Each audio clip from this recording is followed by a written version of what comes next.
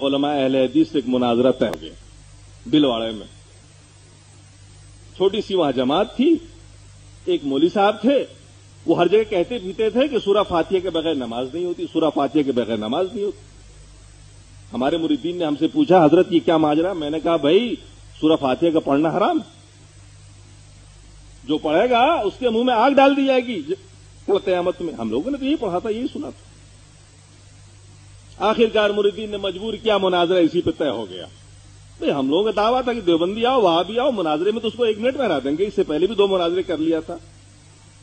مناظرہ طے ہو گیا. 2 مولانا بلائے گئے بستی سے, قرات خلف امام پہ مناظرہ طے ہوا, شروع ہوا. میں نے انہی میں سے ایک مولانا کو کھڑا کیا, مولانا اٹھیے, حضرت تلاوت کریے, اذا قرئ القرآن فاستمعوا له وانصتوا. تلاوت کی, میں نے کہا ترجمہ کریے. انہوں نے ترجمہ کیا کہ جب قرآن پڑھا جائے خاموشی سے سنو اور چپ رہو.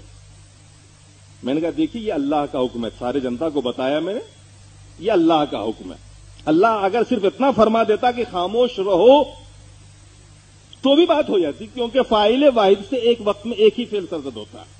یعنی آپ ایک وقت ہم کو جب دیکھتے ہیں تو سن نہیں رہے ہوتے ہیں, اور جب سنتے ہیں تو دیکھتے نہیں ہیں. دماغ ہے ایک, طاقتیں ہیں 5 علم کے, لیکن یہ ساری چیزیں ٹرانسمٹ کرتی ہے دماغ کو, پھر دماغ فیصلہ کرتا. تو یہ منطق کا قاعدہ کلیہ ہے کہ فاعل واحد سے ایک ہی فعل سرزد ہوگا. اللہ نے فرمایا چپ رہو. اگر اتنا بھی اللہ فرما دیتا تو بھی سورہ فاتحہ کی فرضیت نہ صرف یہ کہ ساقط ہوتی بلکہ منع ہو جاتا. لیکن یہاں اللہ نے یہ بھی فرمایا ہے کہ خاموش بھی رہو, چپ بھی رہو.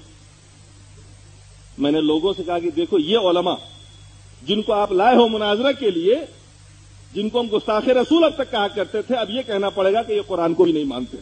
قرآن کی آیت میں اللہ نے حکم دیا ہے اور یہ کہہ رہے ہیں سورہ فاتحہ پیچھے پڑھو, ادھر آگے امام قرات کرے گا اور پیچھے سے کہیں گے کہ مقتدی سورہ فاتحہ پڑھے. اب بتاؤ کیسے سننا پایا جائے گا, کیسے چپ رہنا پایا جائے گا؟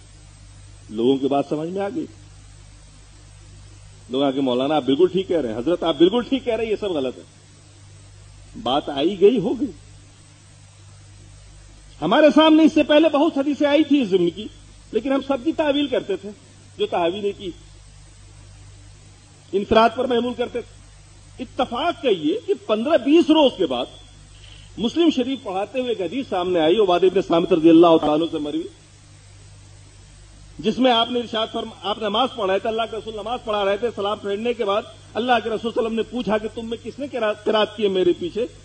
آپ نے عرض کیا عبادہ بن صامت نے, یا رسول اللہ میں نے. اللہ کے رسول نے جواب میں ارشاد فرمایا کہ سورہ فاتحہ کے علاوہ کچھ مت پڑھا کرو, کیونکہ اس شخص کی نماز نہیں ہوگی جو سورہ فاتحہ نہیں پڑھتا. اب جب یہ حدیث میرے سامنے آئی تو میں چکر میں پڑ گیا. اب تک یہ حدیث نہیں آئی تھی, عملی تفسیر آئی ہم نے سامنے آئی. اب میں سوچنے پہ مجبور ہو گیا کہ یا اللہ, قرآن کی آیت اللہ کے رسول پہ نازل ہوئی, مطلب ہم نکال رہے ہیں. اگر اس کا وہی مطلب ہے جو ہم بیان کر رہے ہیں تو پھر اللہ کے رسول نے ایسا کیوں فرمایا؟ اب ہم پریشانی میں مبتلا ہو گئے. اب میں نے سوچا کہ تحقیق کرنی پڑے گی, اور میرے دماغ میں آیا کہ اب قرآن کی اس آیت کا پہلے مطلب دیکھا جائے کہ مفسروں کی نظر میں کیا ہے.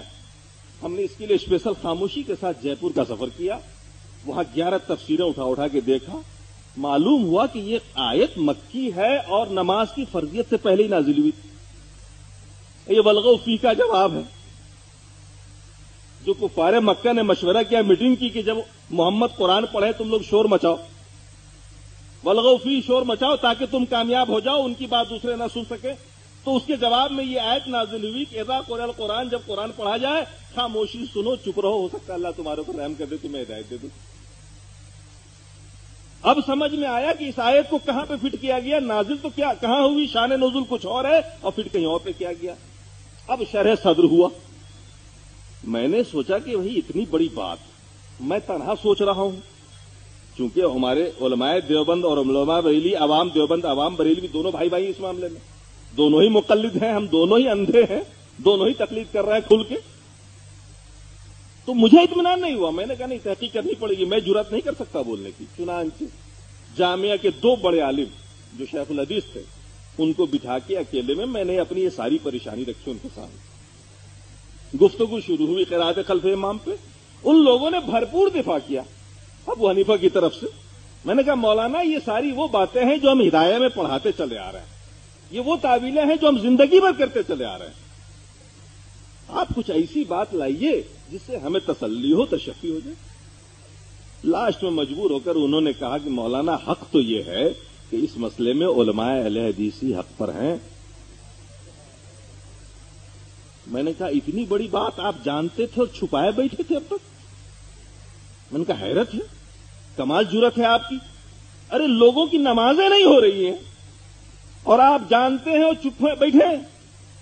मेरी 15 दिन में क्या हालत हो रही हो मैं जान रहा हूं। कहने लगे क्या कीजिएगा, आप इस बात को बोलिएगा तो आवाम में बड़ा इख्तलाफ होगा।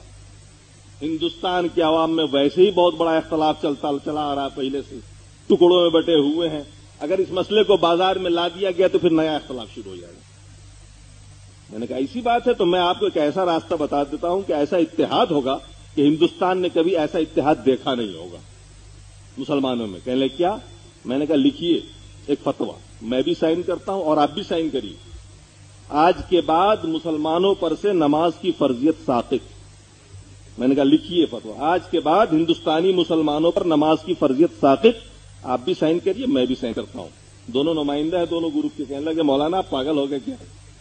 मैंने कहा मियां 90% मुसलमान हिंदुस्तान में नमाज नहीं पढ़ता, 10% लोग पढ़ते हैं बगैर सूरह फातिहा के, वो भी नहीं होती है। तो बिला वजह ये फर्जियत का बोझ कंधे पे लिए क्यों फिरे आदमी? 90% तो वैसे ही नहीं पढ़ते हैं, 10% बगैर सूरह फातिहा का पढ़ता है, ये अहले हदीस है।